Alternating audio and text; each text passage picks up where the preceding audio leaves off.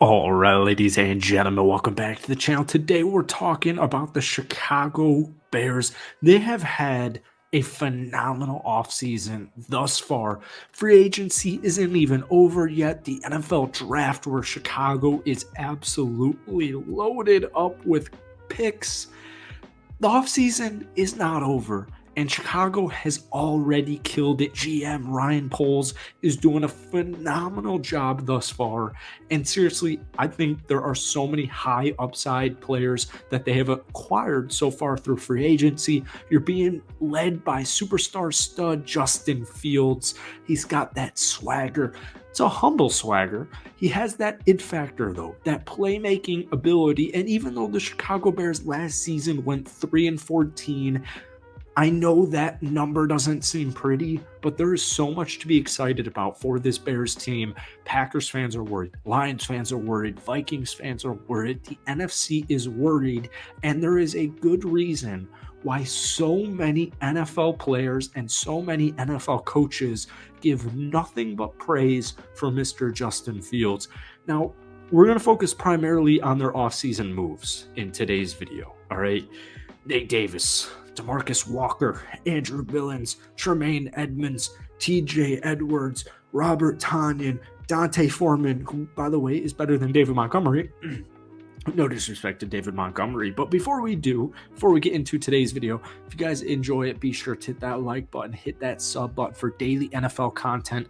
Bears fans, if you guys want more Bears videos, be sure to let me know down below. This is actually my first ever Bears video on this channel, which is kind of funny because I have a Chicago Bears daily YouTube channel.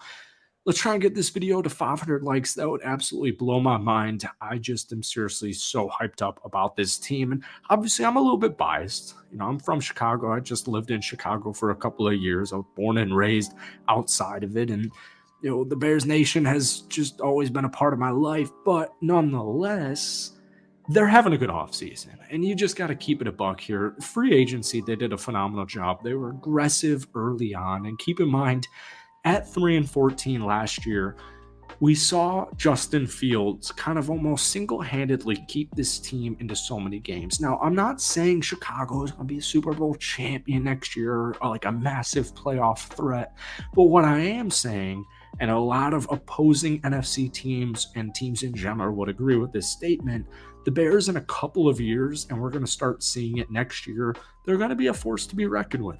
Justin Fields almost single-handedly kept this team into so many football games. And this is a squad that traded away Roquan Smith, Robert Quinn. They were the worst defense in pretty much every statistical category possible. But Justin Fields, offensively, with his playmaking ability, his great leadership ability, and just the phenomenal skill he has, kept them in so many football games.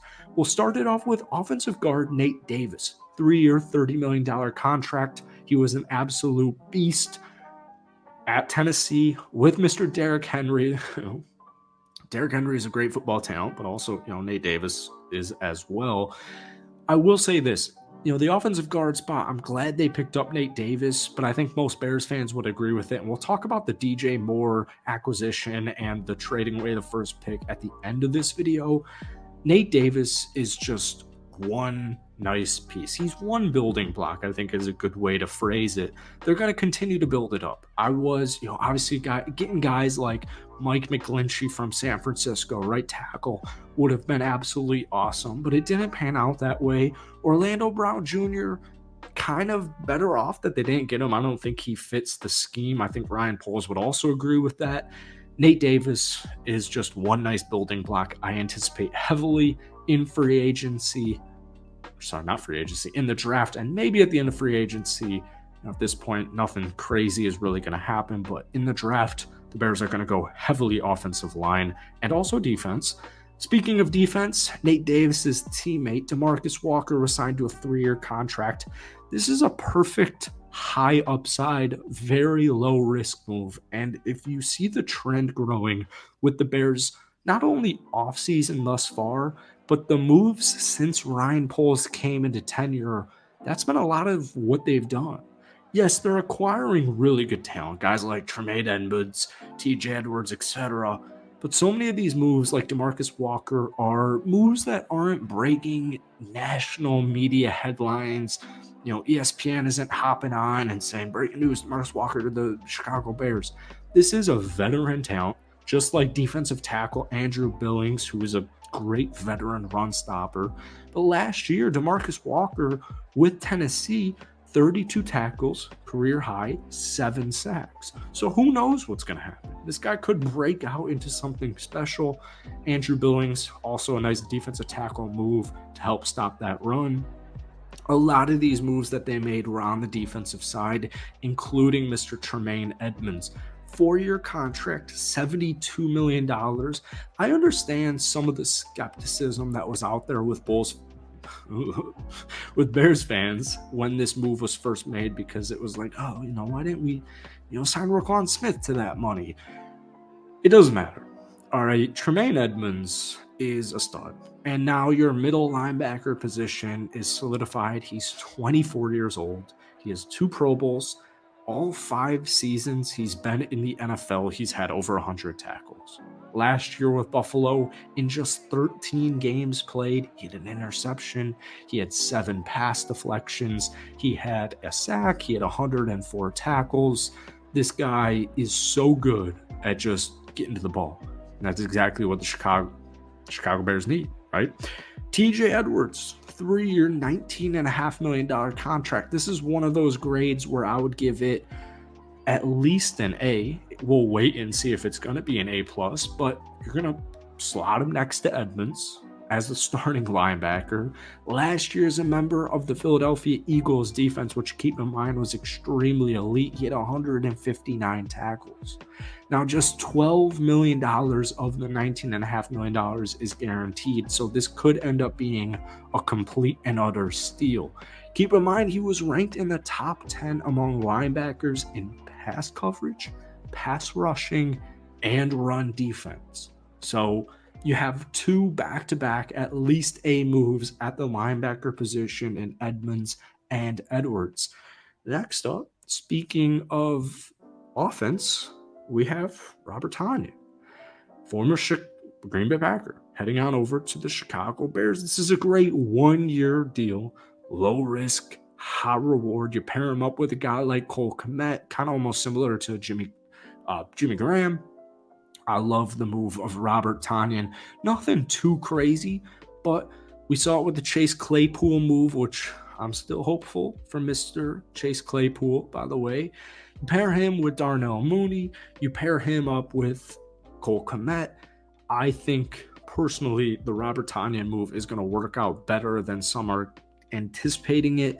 Keep in mind, you're also stealing him away from a divisional rival in the Green Bay Packers. He's not like a superstar stud, but he is quality depth. It's something that the Chicago Bears lacked last season, and they've lacked for a couple of seasons now.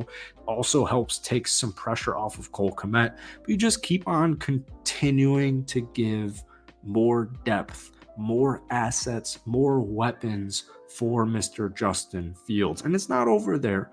So they did lose David Montgomery, but I would argue D'Onta Foreman is he's half the price and he is better. I think he is just straight up better. This guy, D'Onta Foreman, is arguably a running back 1, but you're going to pair him up with Khalil Herbert, who I don't think it's a debate, is better than David Montgomery. Now, maybe I'm being maybe I'm not respecting David Montgomery as much as I should be. D'Onta Foreman, regardless, is really quality depth. So I would view Robert Tonyan and D'Onta Foreman as at least B grades, and we'll wait and see if they break out or what they contribute to Chicago. But Khalil Herbert and D'Onta Foreman, especially if you combine the both of them, they're better than David Montgomery. And it's better than paying a running back. It's not like, the price was anything crazy, but D'Onta Foreman was $3 million contract. Finally, you have the trade here. So you had Darnell Mooney, right? You have Chase Claypool. You have Cole Kmet. Now you have Robert Tonyan. You have some enticing possible breakout wide receivers on your roster like St. Brown. But we saw the Bears trade away the first overall pick. Now, first glance, it was like, I saw a lot of people saying there honestly wasn't even a split. It was either Bears they finessed the Panthers or the Panthers finessed the Bears. There really was no middle ground to it. I think now we're seeing it kind of was almost a win-win. Carolina gave up an arm and a leg, though. 2023 first round pick, 9th overall, 2023 second round pick, a 2024 first round pick, a 2025 second round pick, and wide receiver DJ Moore. Now, when we take a look at DJ Moore, he's just 25 years old. He has been wanted across the NFL for a couple of years now. Last year with Carolina, keep in mind, this is a team that rotated through Baker Mayfield, PJ Walker, and Sam Darnold. He still had 63 catches, 888 yards, and 7 touchdowns. That's about an average of 14 yards per reception, which is around his career average.